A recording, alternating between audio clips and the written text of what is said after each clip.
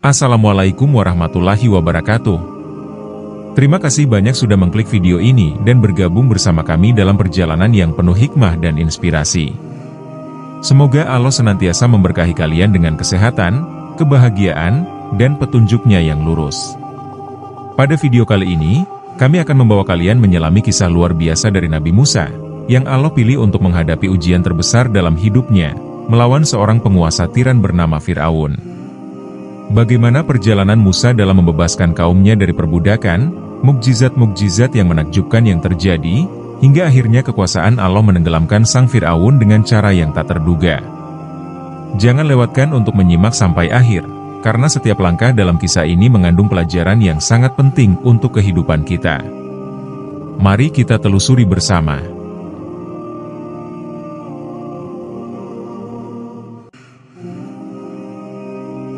Di zaman Mesir kuno, Fir'aun dikenal sebagai penguasa tertinggi yang dianggap sebagai dewa hidup. Ia memerintah dengan tangan besi dan memanfaatkan rakyatnya sebagai alat untuk mempertahankan kejayaannya. Di antara rakyat Mesir yang hidup dalam tekanan adalah Bani Israel, sebuah kaum yang berasal dari keturunan Nabi Yakub.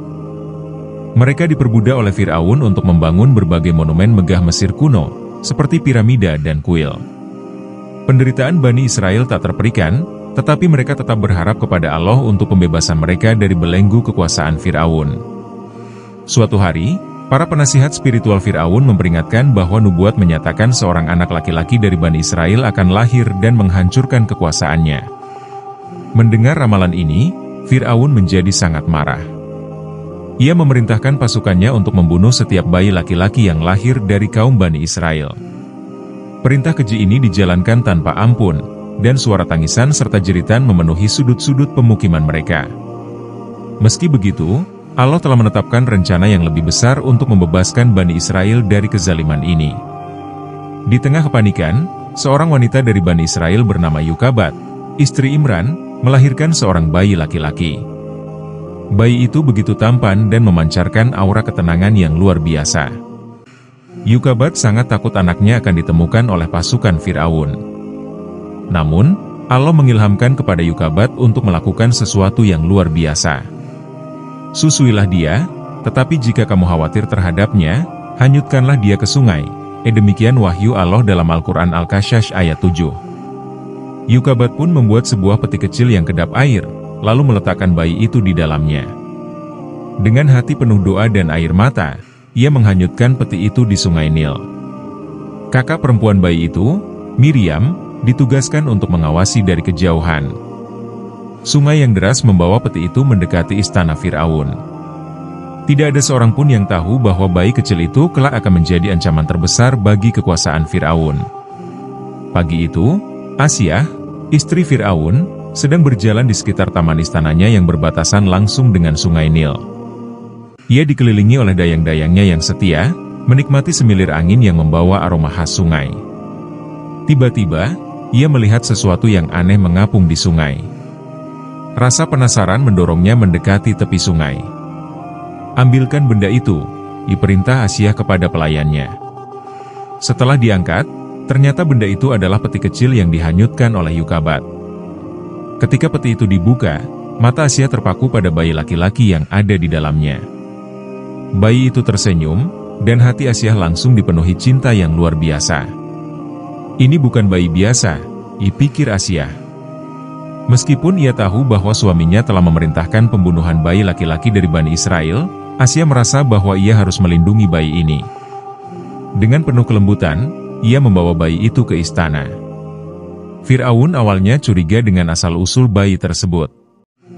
Ia ingin segera membunuhnya, tetapi Asyah memohon dengan penuh kasih sayang. Jangan bunuh dia. Dia mungkin akan menjadi kebanggaan kita atau bahkan bermanfaat bagi kita, dibujuk Asyah Al-Qasas ayat 9. Fir'aun, yang sangat mencintai istrinya, akhirnya setuju untuk membiarkan bayi itu hidup. Namun, bayi itu menolak menyusu kepada siapapun di istana. Hal ini membuat Asyah kebingungan dan khawatir. Sementara itu, Miriam, kakak bayi tersebut, yang mengawasi dari kejauhan, melihat apa yang terjadi di istana. Dengan cerdik, ia mendekati para pelayan istana dan berkata, saya tahu seorang wanita yang dapat menyusui bayi ini." Pelayan itu segera menyampaikan pesan Miriam kepada Asyah, dan Asyah pun menyetujui usulan tersebut. Miriam kemudian membawa ibunya, Yokebat, ke istana. Yokebat akhirnya diizinkan tinggal di istana untuk menyusui bayinya sendiri, meskipun identitasnya tetap dirahasiakan. Dengan cara ini, Allah menyelamatkan Nabi Musa dari pembunuhan dan bahkan mengembalikannya kepada ibunya untuk diasuh dengan aman. Kisah ini menjadi awal perjalanan seorang nabi besar yang akan membawa perubahan besar di dunia.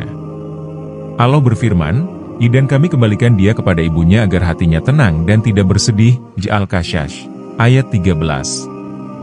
Nabi Musa tumbuh menjadi pemuda yang kuat dan cerdas di lingkungan istana Fir'aun.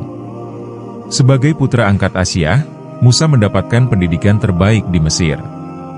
Ia dilatih dalam ilmu pemerintahan, strategi perang, dan seni berbicara. Dengan tubuhnya yang tegap dan wibawanya yang besar, Musa dihormati oleh banyak orang.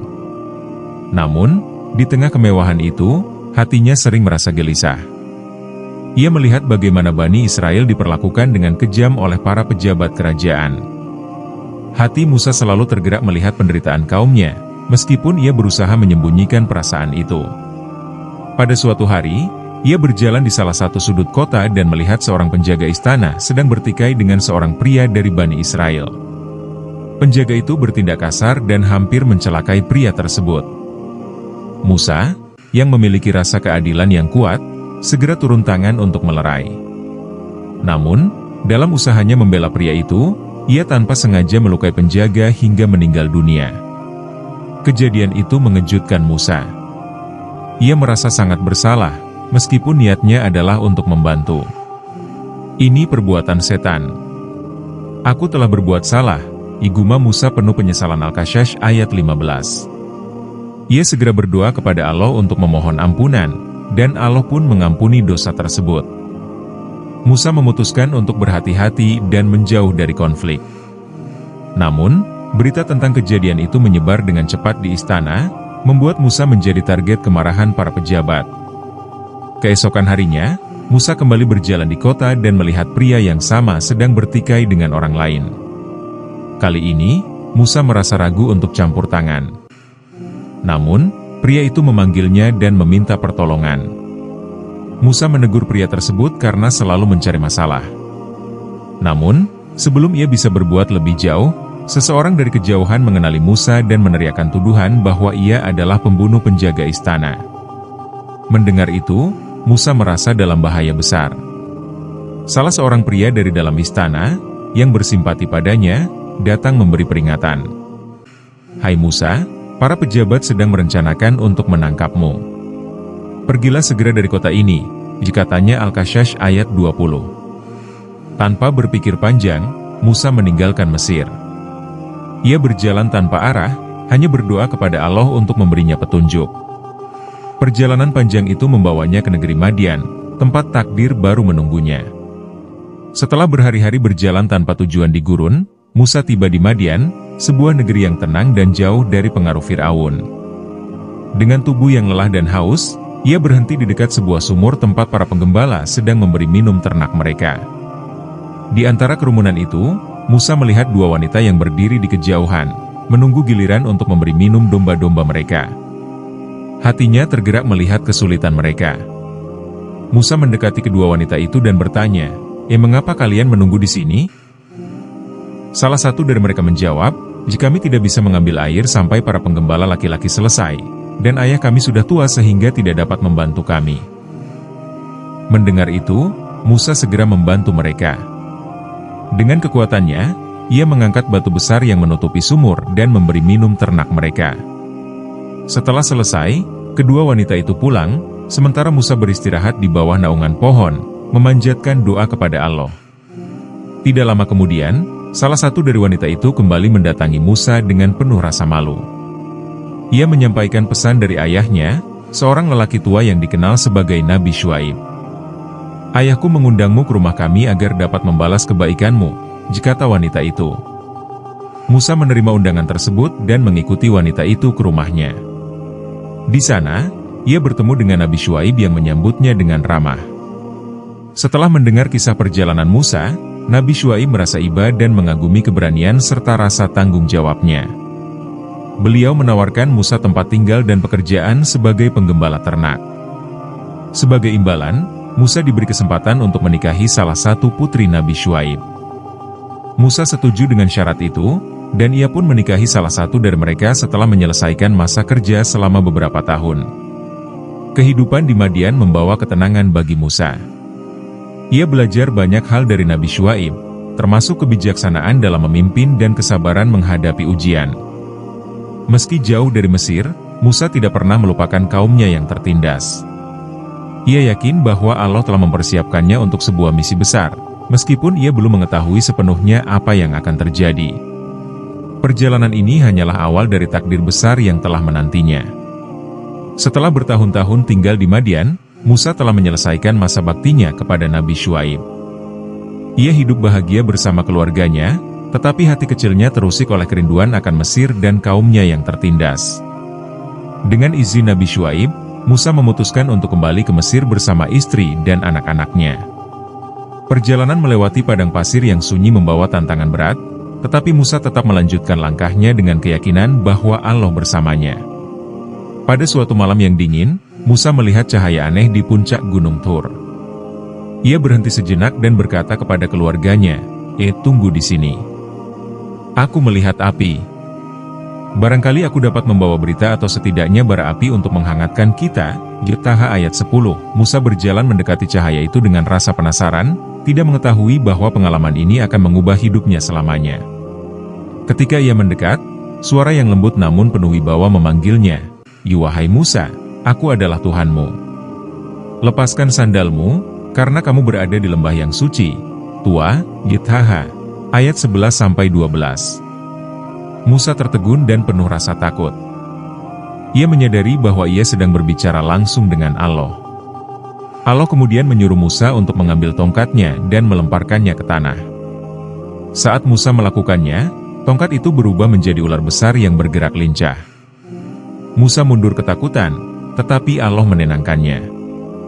"Jangan takut, Musa. Ambillah tongkat itu kembali. Ini adalah salah satu tanda-tanda kekuasaanku." Taha ayat 21. Allah kemudian memberinya mukjizat lain. Tangan Musa yang dimasukkan ke balik bajunya berubah menjadi putih bercahaya ketika dikeluarkan. Dua mukjizat ini diberikan sebagai bukti kenabiannya. Allah memerintahkan Musa untuk kembali ke Mesir dan menyeru Fir'aun agar berhenti menindas Bani Israel serta mengakui keesaan Allah. Musa merasa berat menerima tugas ini. Ia mengingat masa lalunya di Mesir dan khawatir akan keselamatannya. "Ya Tuhanku, lapangkanlah dadaku, mudahkanlah urusanku, dan lepaskanlah kekakuan lidahku agar mereka memahami perkataanku." Taha, ayat 25-28. Allah mengabulkan doanya dan mengutus saudaranya, Harun, sebagai pendampingnya. Dengan penuh keimanan, Musa dan Harun memulai perjalanan mereka kembali ke Mesir untuk menghadapi Fir'aun yang zalim. Sesampainya di Mesir, Musa dan Harun langsung menuju istana Fir'aun. Mereka masuk dengan keberanian yang luar biasa, meskipun mengetahui risiko yang besar. Di hadapan Fir'aun, Musa menyampaikan pesan Allah dengan penuh ketegasan. "Kami adalah utusan Tuhan semesta alam.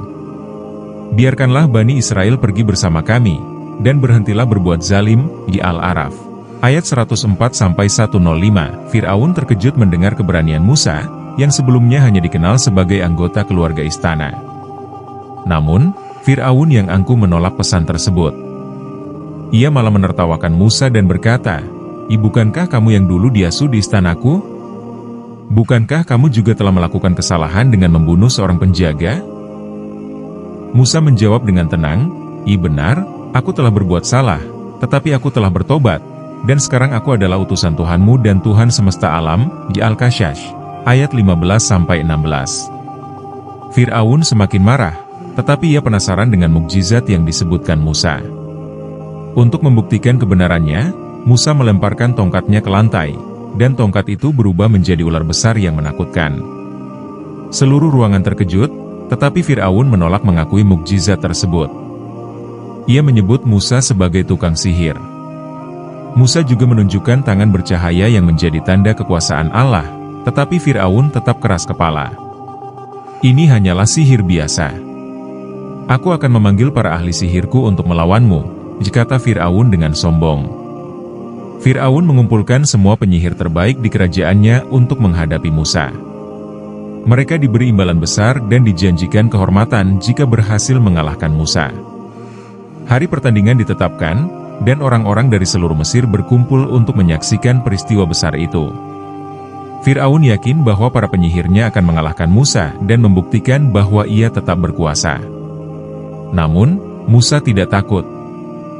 Ia yakin bahwa Allah bersamanya. Di tengah persiapan pertandingan itu, Musa terus berdoa, memohon petunjuk dan kekuatan dari Allah. Ia tahu bahwa pertarungan ini bukan sekadar adu kekuatan, melainkan pertempuran antara kebenaran dan kebatilan. Hati Musa dipenuhi keyakinan bahwa Allah akan memenangkan kebenaran di atas segala kesombongan manusia. Hari pertandingan tiba, dan suasana di alun-alun kerajaan Mesir sangat meriah. Rakyat dari berbagai wilayah datang untuk menyaksikan pertemuan antara Musa dan para penyihir terbaik yang dipilih Fir'aun. Di tengah keramaian itu, Fir'aun duduk di singgasananya dengan penuh keyakinan bahwa ia akan memenangkan pertandingan ini.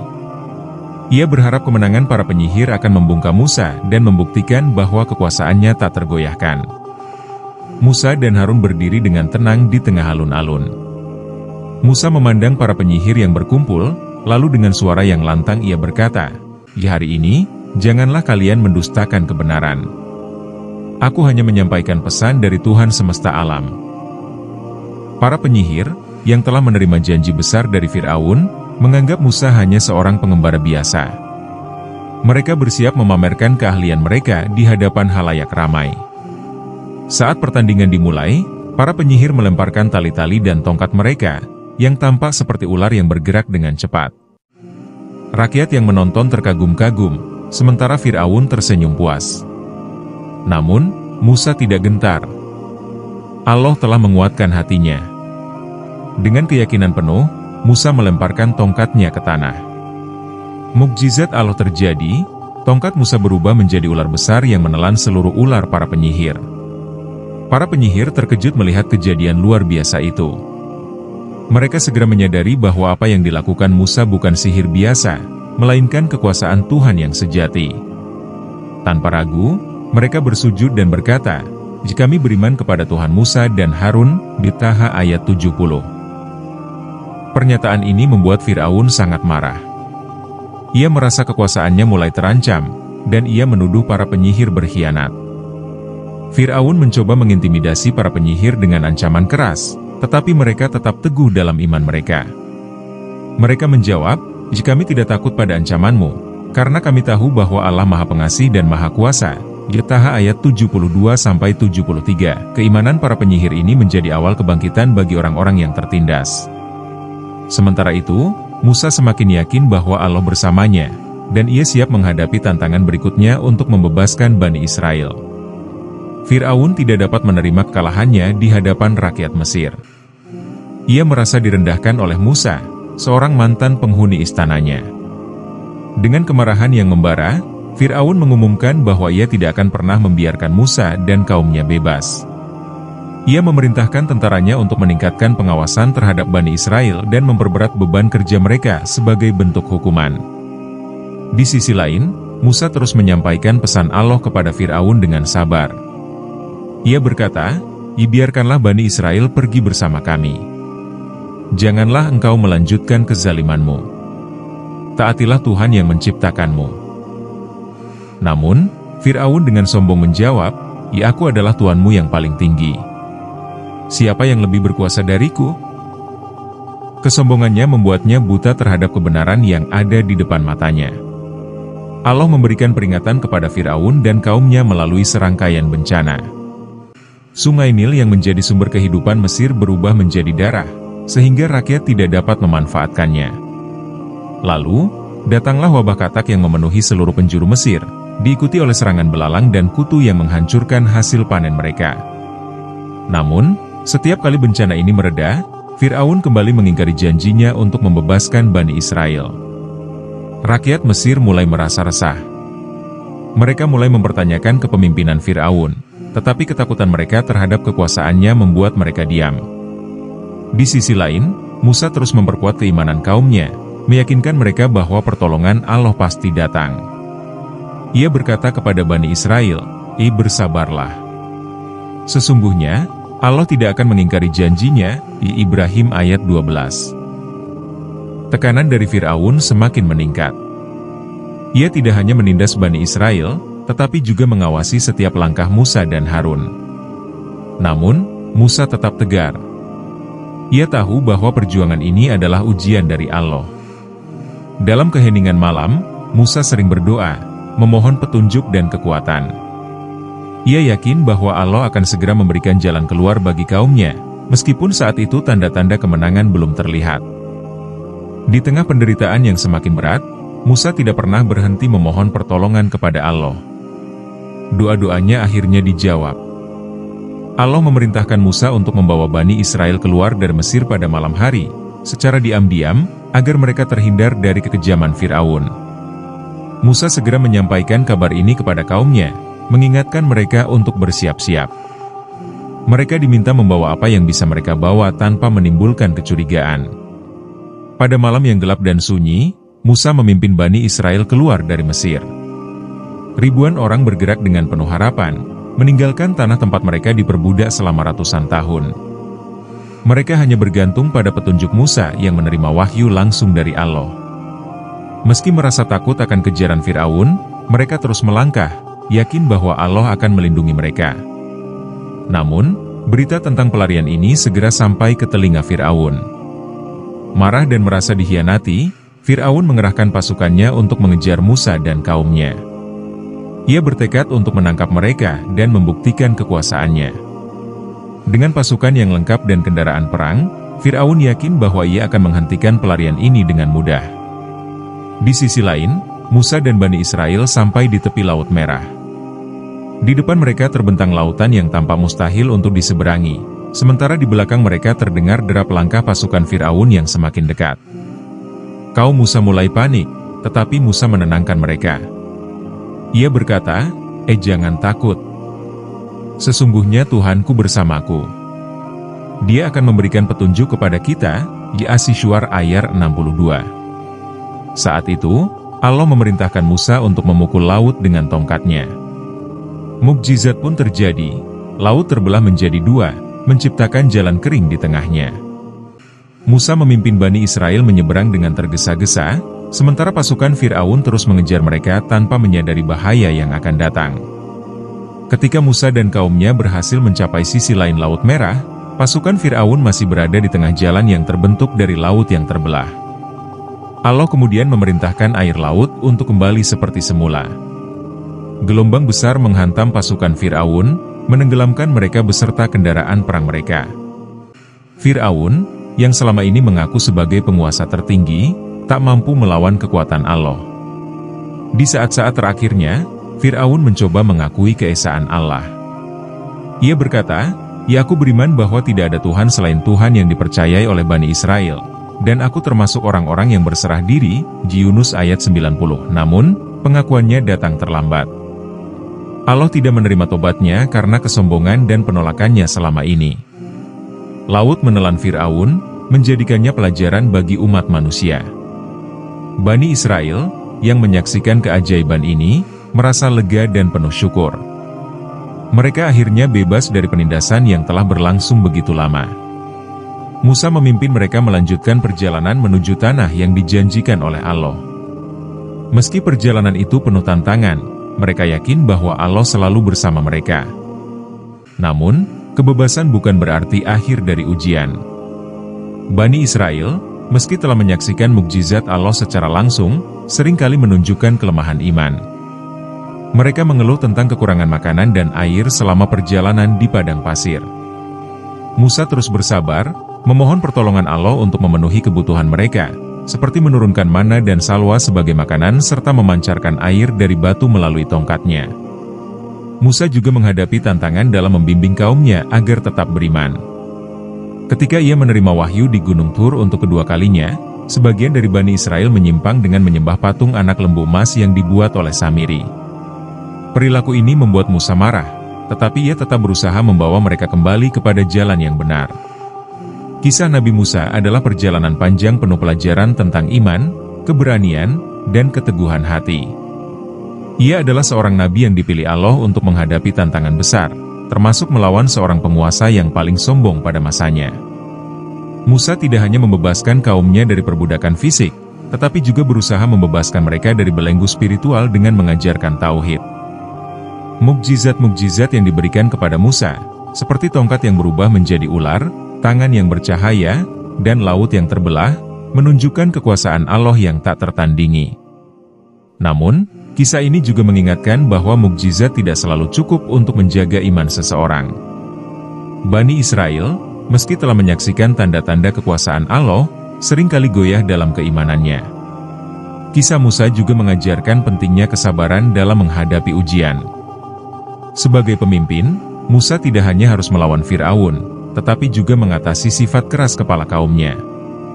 Ia terus berusaha mendekatkan mereka kepada Allah meskipun menghadapi banyak rintangan. Keteguhan hatinya menjadi teladan bagi umat manusia dalam menjalani tugas dan tanggung jawab yang berat.